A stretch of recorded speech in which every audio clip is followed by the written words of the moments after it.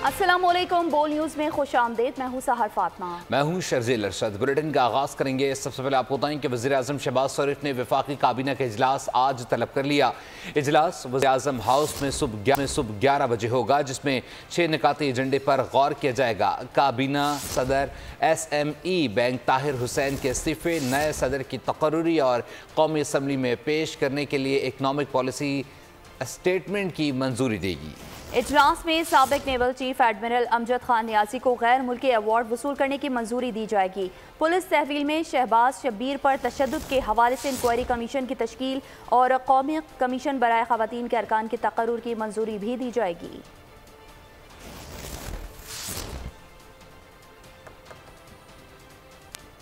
मुल्क में मुबैना ख़वातीन के खौफनाक खतूत की गूंज। इस्लामाबाद हाई कोर्ट के बाद सुप्रीम कोर्ट और लाहौर हाई कोर्ट के जजेस को मशकूक चिट्ठियां मिल गईं। सुप्रीम कोर्ट के चीफ जस्टिस समेत 5 जजेस को धमकी आमीज खत भेजे गए।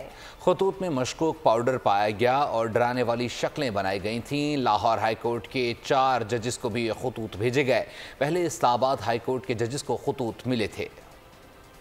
मुल्क में मशकूक खतूत की गूंज। इस्लामाबाद हाई कोर्ट के बाद सुप्रीम कोर्ट और लाहौर हाई कोर्ट के जजेस को भी धमकी आमेज खतूत मौसूल हो गए। सुप्रीम कोर्ट के चीफ जस्टिस काजी फाइज ईसा को मुबैना तौर पर गुलशाद नामी खातून की तरफ से खत भेजा गया। जराये के मुताबिक जस्टिस अतर मिनल्लाह, जस्टिस अमीनुद्दीन खान और जस्टिस जमाल मंदुखेल को भी धमकी आमेज खत मौसूल हुए। लाहौर हाई कोर्ट के 4 जजेस को भी मशकूक खतूत मिले। अदालती अमले के मुताबिक अदालत के DSP सिक्योरिटी ने जब जजेस के सामने ये लिफाफे खोले तो इसमें से पाउडर भी गिर गया। खतूत में खौफनाक निशानात बनाए गए और धमकियां भी दी गईं। खतूत में भेजने वालों के अलहदा नाम दर्ज हैं। सुप्रीम कोर्ट के जजेस को मुबैना तौर पर गुलशाद खातून, इस्लामाबाद हाई कोर्ट के जजेस को रेशम और लाहौर हाई कोर्ट के जजेस को मोहित फाजिल ने खतूत लिखे।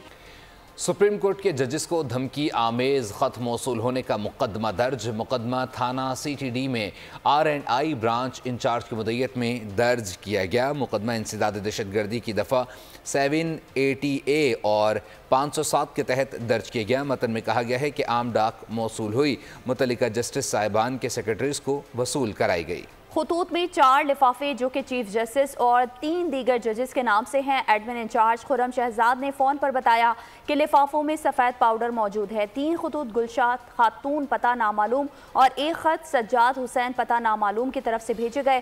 खतूत के जरिए खौफ व हिरास फैलाने की कोशिश की गई।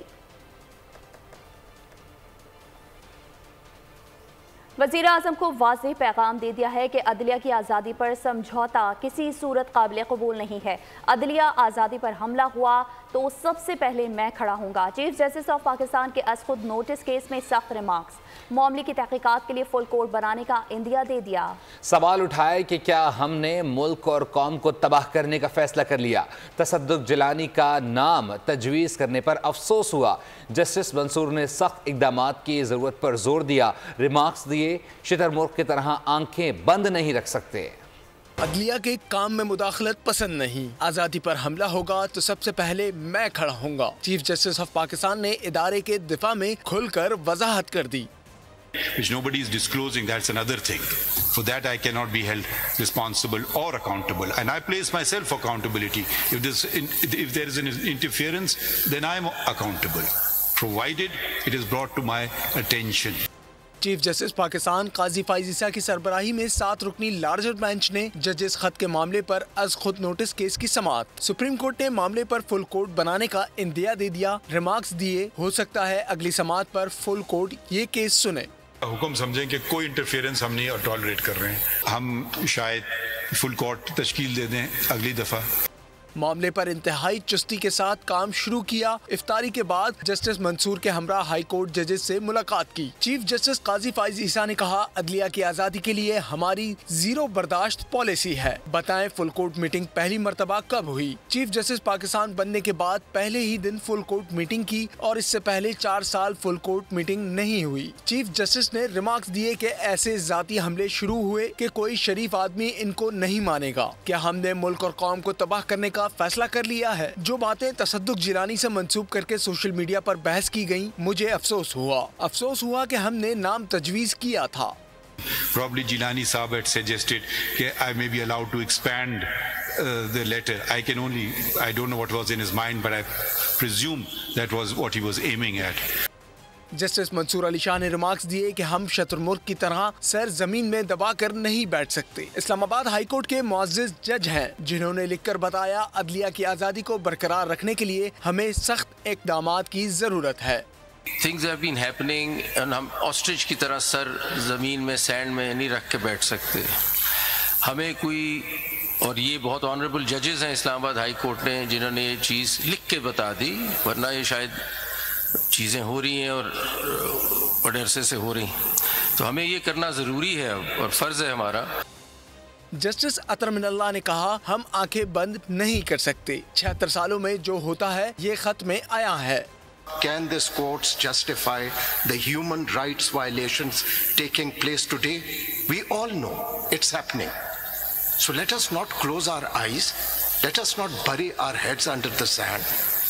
Let us face the reality.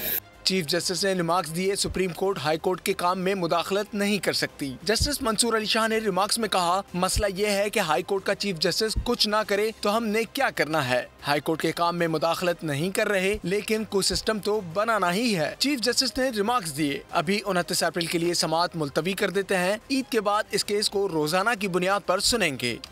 Islamabad high court के जजों को धमकी आमेज खतूत का मामला, इस्लामाबाद पुलिस अब तक कुछ न कर सकी। DIG operation Islamabad high court में पेश हुए।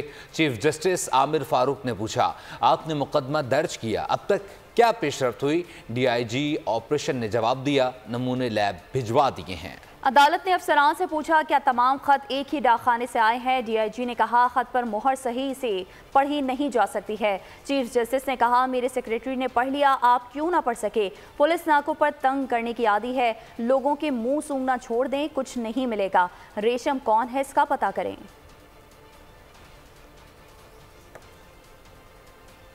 हमने जायजा लिया है, बानी PTI और शाह महमूद कुरैशी ने बयानात में कुछ डिस्क्लोज नहीं किया। इस्लामाबाद हाई कोर्ट के जस्टिस मियां गुल हसन औरंगजेब ने सैफर केस में रिमार्क्स दिए। सैफर केस में बानी PTI और शाह महमूद कुरैशी की सजा के खिलाफ अपीलों पर समाअत की। चीफ जस्टिस आमिर फारूक ने रिमार्क्स दिए कि हाथी आपका निकाल चुके हैं, दुम भी निकाल दें। एक तरफ आप डिमार्च कर रहे हैं, दूसरी तरफ कह रहे हैं कि इस मुल्क से ताल्लुकात ख़राब ना हों। आपने उस मुल्क से ताल्लुकात ख़राब ना करने के लिए साबिक़ वज़ीर आज़म को जेल में डाल दिया। जस्टिस मियां गुल हसन औरंगजेब ने रिमार्क्स दिए, हमें जो बात समझ आई है वो ये है कि अगर फॉरेन स्टेट ने कोई जारहाना बात की है तो वो आप बताएंगे नहीं, क्योंकि वो बात साइफर में आई है। साइफर अगर साइफर के तौर पर ना आता तो अमूमी तौर पर भेजा जाता, तो फिर क्या होता? अगर साइफर डिप्लोमेटिक बैग के तौर पर आता तो क्या फिर वज़ीर आज़म उसे सामने ला सकता था?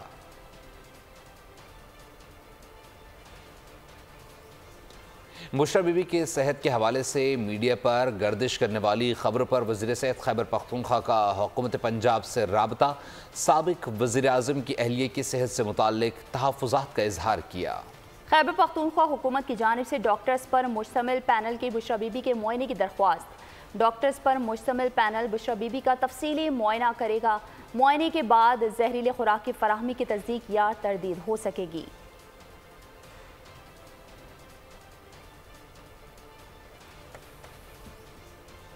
सुप्रीम कोर्ट में मेरी तैनाती क्यों नहीं की गई? Chief justice Peshawar high court ने चीफ जस्टिस सुप्रीम कोर्ट काजी फायज ईसा को खत लिख दिया। उन्होंने लिखा कि सुप्रीम कोर्ट में जजेस की 4 नशिस्तें खाली थी, लेकिन सिर्फ एक पर ही तैनाती की गई।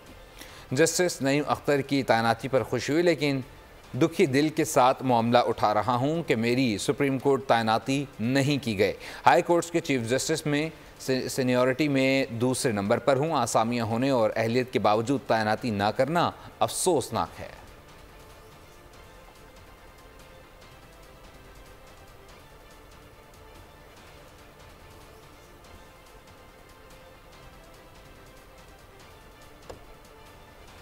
बुलेटिन में वक्त एक ब्रेक का, हमारे साथ रहिए।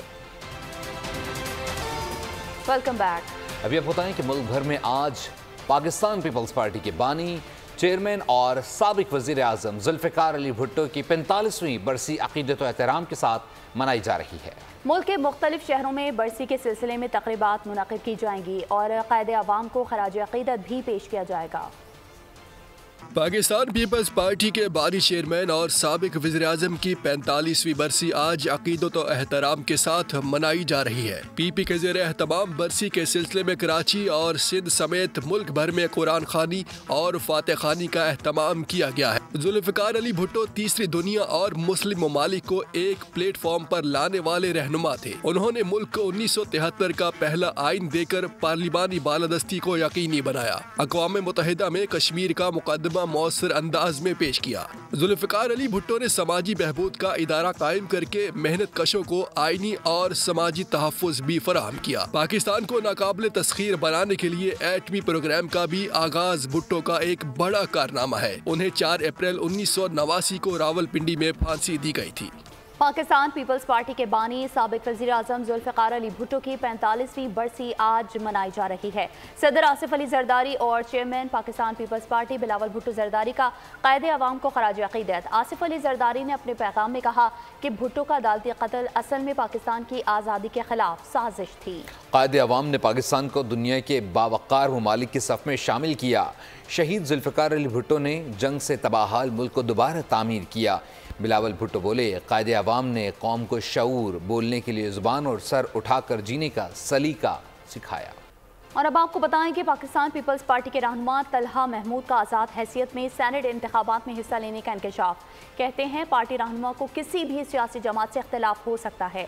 मैं आज़ाद हैसियत में भी इलेक्शन लड़ सकता हूँ, जबकि कानून के मुताबिक मुकर्ररा वक्त में एतराज़ हो सकता है जो गुजर चुका है। मज़ीद बता रहे हैं पेशावर से बोल न्यूज़ के नुमाइंदे नवाब शेर। जी नवाब शेर, अपडेट कीजिएगा।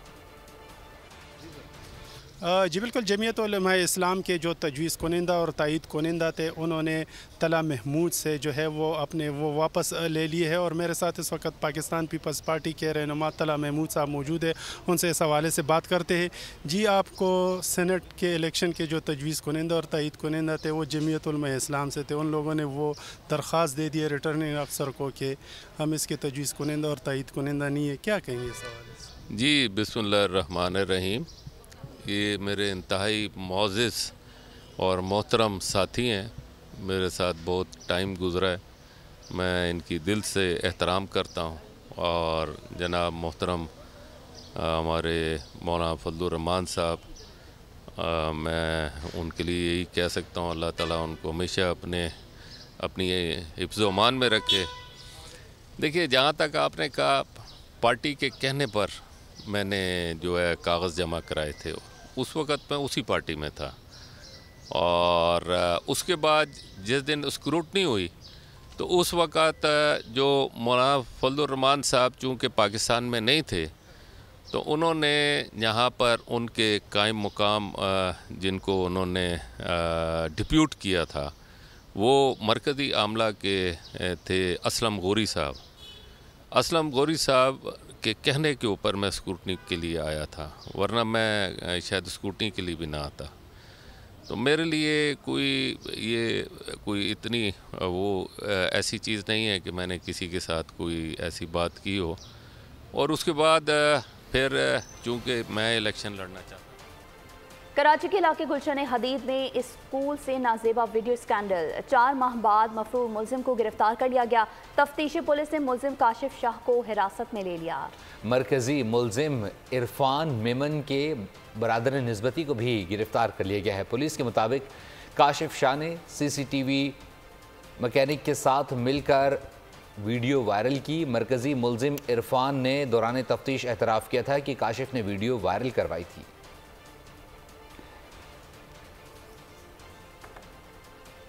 वक्त एक ब्रेक का, साथ रहिए। अभी आपको बताएं, वफाकी हुकूमत ने 10 अप्रैल से 13 अप्रैल तक ईद उल फितर की 4 रोज़ा तातीलात का ऐलान कर दिया। वज़ीर-ए-आज़म शहबाज शरीफ ने 10 अप्रैल से 13 अप्रैल तक ईद की तातीलात की मंजूरी दे दी। 9 अप्रैल को 29वां रमज़ानुल मुबारक होगा और चांद नजर आने की सूरत में ईद उल फितर 10 अप्रैल को होगी, वरना 11 अप्रैल को ईद उल फितर होगी।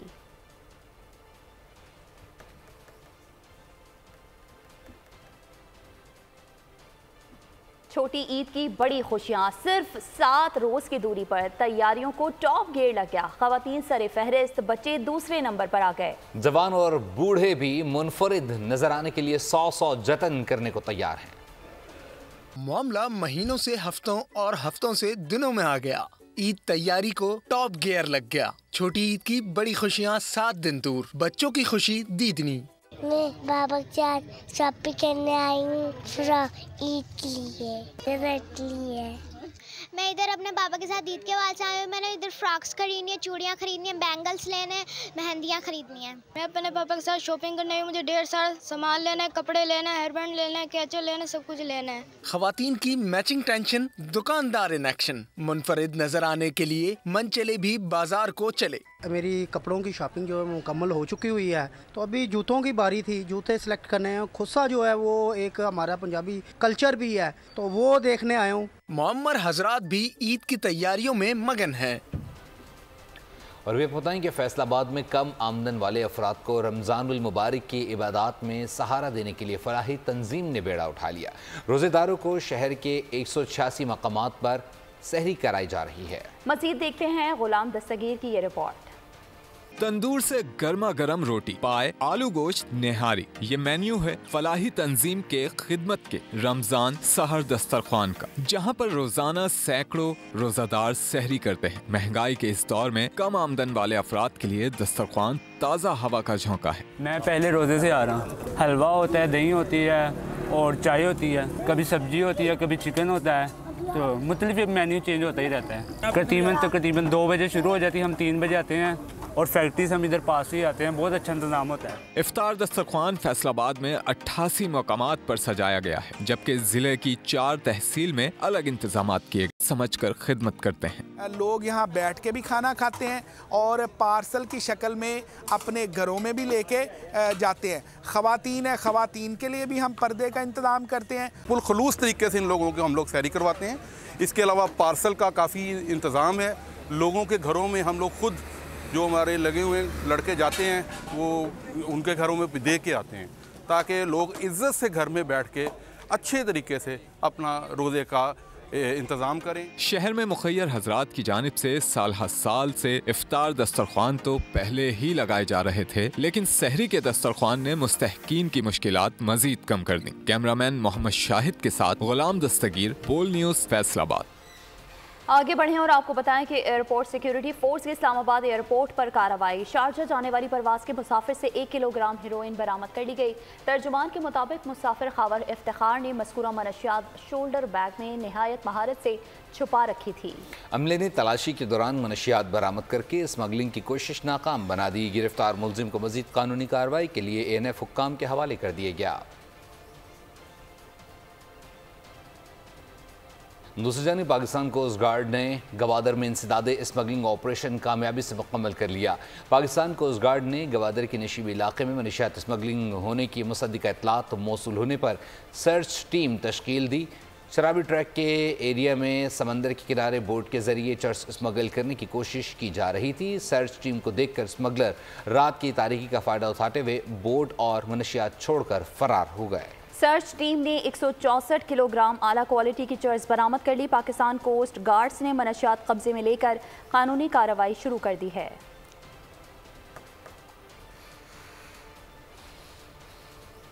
और एक बार फिर बात कर ली जाए जजिस को धमकी आमेज़ ख़त से मुताल्लिक। जजिस को धमकी आमेज़ ख़त पर सुप्रीम कोर्ट में अस्ख़ुद नोटिस की लाइव समाअत का मामला। चेयरमैन तहरीक इंसाफ नज़रियाती अख्तर इकबाल डार का चीफ जस्टिस ऑफ पाकिस्तान को खराज तहसीन कहा, यह पाकिस्तान की तारीख का बहुत अहम केस है।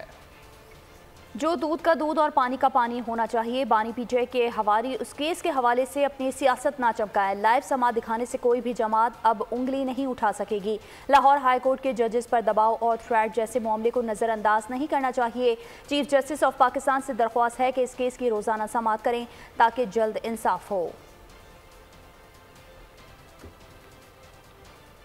खबर शामिल करेंगे मौसम की सूरत हाल के हवाले से। तो इस्लामाबाद में बारिश और बाज़ मुकामात पर याराबारी भी हुई। बारिश और ठंडी हवाओं ने शहर इक़्तिदार का मौसम खुशगवार कर दिया। महकमा मौसमियात के मुताबिक आइंदा 24 घंटों में जुड़वा शहरों और बाला इलाकों में गरज चमक के साथ बारिश का इम्कान है। बाला इलाकों में बर्फबारी भी मुतवक्के है। शहर कायद में आइंदा 3 रोज़ तक मौसम गर्म रहेगा। मेट ऑफिस ने खबरदार कर दिया, शहर का पारा 35 को छू सकता है।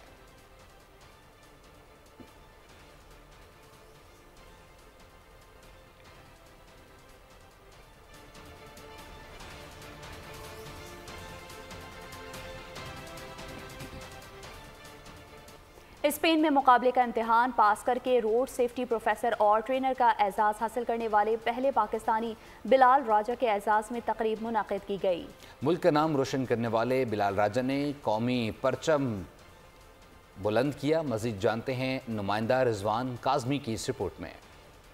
दयारे इश्क में अपना मुकाम पैदा कर, नया ज़माना नए सुबह शाम पैदा कर।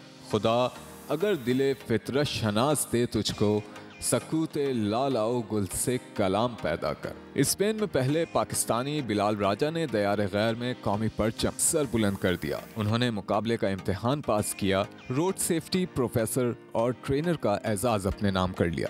बिलाल राजा के एजाज़ में तकरीब मुनक्किद की गई। तकरीब में काउंसिल जर्नल ऑफ पाकिस्तान बार्सिलोना मुराद अली ने भी शिरकत की। काउंसिल जर्नल ऑफ पाकिस्तान ने कहा कि हम ऐसे नौजवानों की हौसला अफजाई करते रहेंगे। रोड सेफ्टी एक बहुत बड़ा शोबा है, कोई भी पाकिस्तानी इसमें मौजूद नहीं था। बिलाल राजा के इस सेक्टर में कदम रखने से कम्युनिटी के मसाइल कम होंगे। ओवरसीज कम्युनिटी ने भी बिलाल राजा को मुबारकबाद पेश की। BM एजुकेटर के डायरेक्टर मजहर हुसैन राजा ने कहा कि हर महकमे में पाकिस्तानी होने चाहिए। इस मौके पर ओवरसीज कम्युनिटी आला एजाज पर बिलाल राजा को मुबारकबाद भी पेश की। और अब गजा की बात करें तो गजा में आग और खून के खेल का 178वां रोज़ है। इसराइली बर्बरियत के मुजाहरे बरकरार हैं। गुज़िश्ता 24 घंटों में 85 से ज़्यादा फ़लस्तीनी शहीद और 102 ज़ख्मी हो गए। शुहदा की तादाद 32,000 से तजावुज़ कर गई है।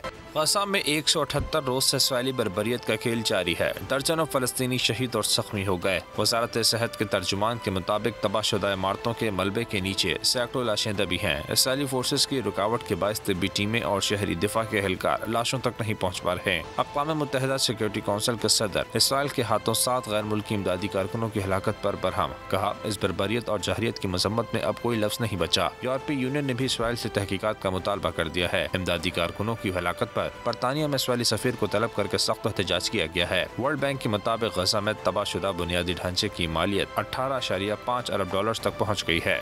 और बुलेटिन के आखिर में आपको बताएं कि पाकिस्तान क्रिकेट बोर्ड के कई शोबों को रीवैम्प करने का फैसला कर लिया गया है। मुख्तलिफ शोबों को असरे नौ तरतीब देने से तकर्रुर और तबादले होने का भी इम्कान है। ज़राए के मुताबिक शोबों की रीस्ट्रक्चरिंग की वजह से कई अहदेदारों को फारिग भी किया जाएगा। ज़राए का कहना है कि चेयरमैन मोहसिन नकवी हाल ही में बोर्ड में होने वाली मिस मैनेजमेंट की वजह से खुश नहीं हैं। उन्होंने मिस मैनेजमेंट पर ज़ीरो टॉलरेंस का वाज़े पैगाम सबको दे दिया है। सब्सक्राइब करें और बेल दबाएं ताकि कोई खबर रह न जाए।